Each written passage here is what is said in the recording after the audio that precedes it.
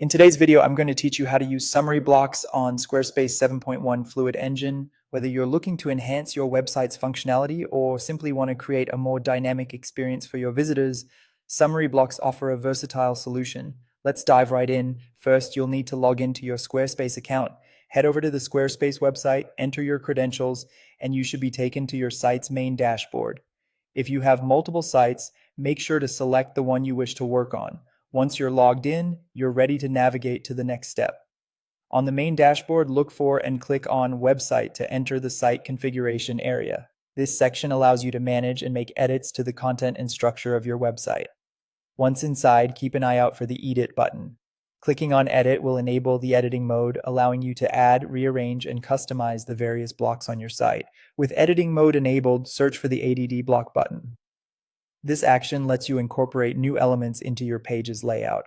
Squarespace's Fluid Engine offers a wide range of block options, but in this case, look for the Summary option. Clicking on Summary will introduce a summary block to your page, which is a powerful tool for curating content from your collection pages.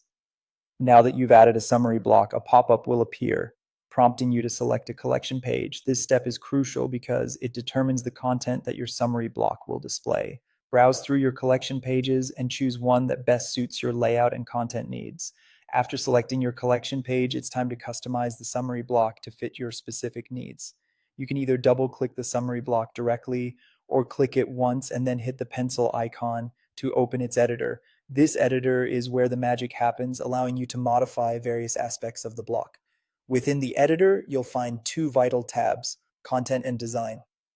The Content tab allows you to control what information is pulled from your collection, such as titles, descriptions, and images.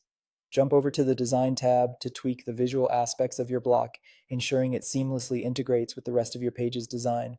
Once you've customized your summary block to your satisfaction, it's important to save your changes. Locate the Save button and click it to ensure all your adjustments are securely stored. And that's it. You've successfully added and customized a summary block using Squarespace's 7.1 Fluid Engine. By using summary blocks, you not only enhance the visual appeal of your website, but also streamline content delivery to your audience. It's a fantastic way to keep things fresh and engaging, highlighting new or important content effortlessly.